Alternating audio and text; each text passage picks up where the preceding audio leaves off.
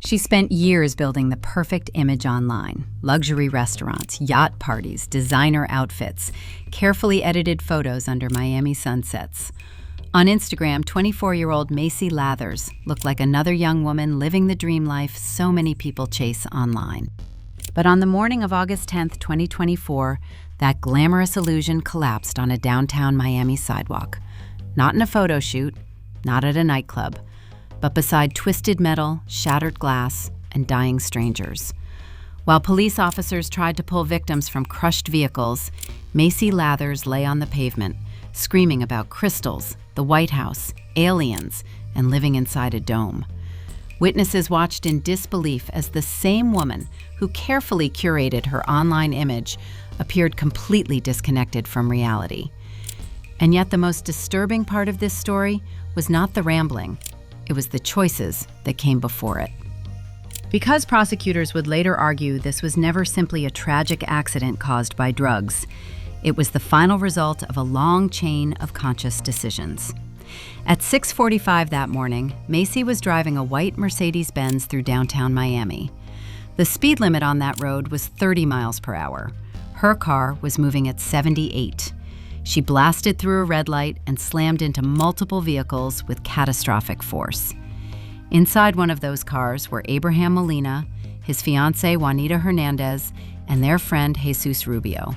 They were simply driving to work. Within seconds, 2 men were dead. Jesus Rubio died at the scene. Abraham Molina later died at the hospital.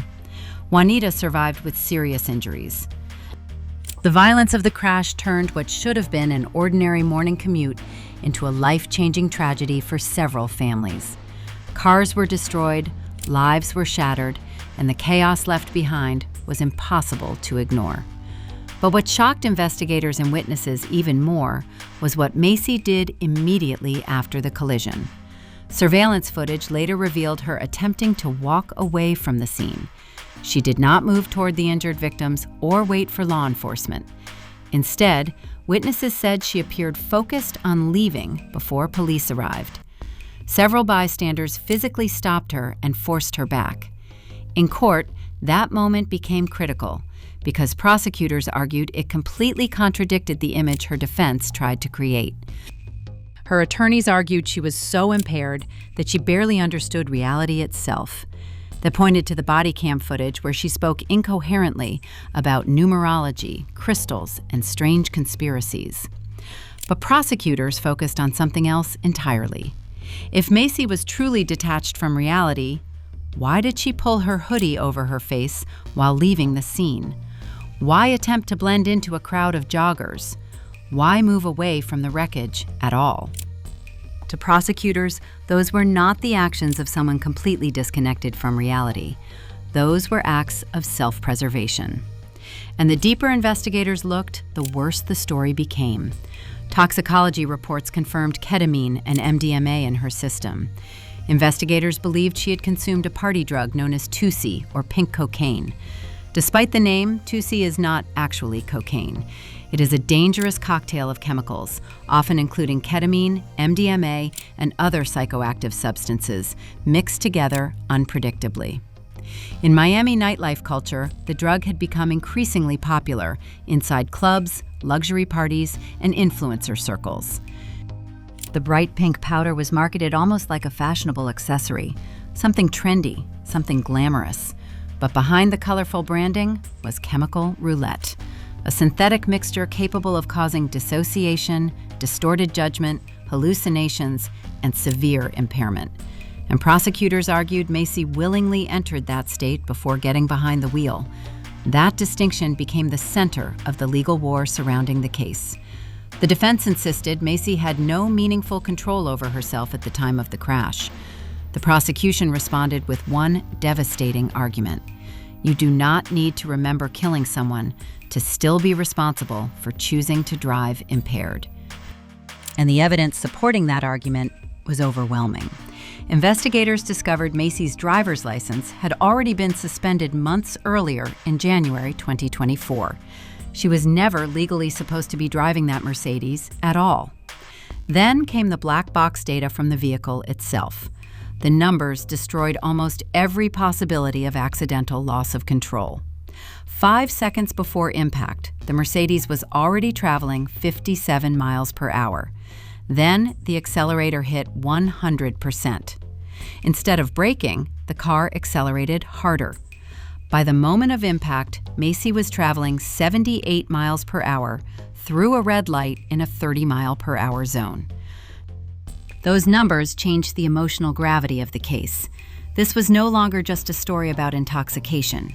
It became a story about recklessness layered on top of recklessness. A suspended license, designer drugs, street racing speeds, and 2 innocent people trapped in the middle of it. Inside the courtroom, the contrast between Macy's online persona and reality became impossible to ignore. Gone were the polished Instagram photos and luxury aesthetics. In court, she appeared exhausted, hunched over, rocking back and forth with her head in her hands, while prosecutors played bodycam footage from the scene. The judge was unmoved by arguments about modeling agencies, college education, or social media success. At one hearing, the court described her as a danger to the community. And prosecutors continued building their case. Investigators fought to access Macy's iPhone, hoping to reconstruct the final hours before the crash. They wanted to know where she had been, who she had been with, and how long she had been under the influence before climbing behind the wheel.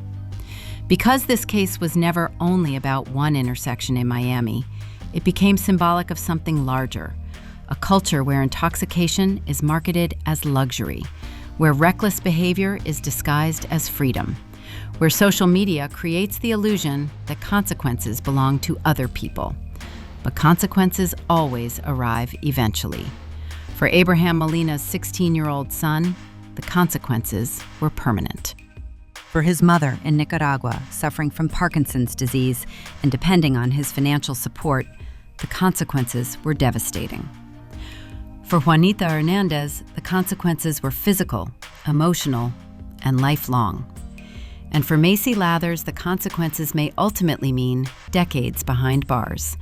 One morning, one red light, one decision to press the accelerator instead of the brake. And suddenly the glamorous image vanished forever. Because in the end, the Mercedes was not the only thing destroyed at 78 miles per hour. Entire futures were erased alongside it. If you're fascinated by true crime, courtroom drama, and the hidden psychology behind shocking cases, subscribe to FemCrime Files today. Join our growing community and turn on notifications so you never miss a new story. FemCrime Files, where every case reveals a deeper truth.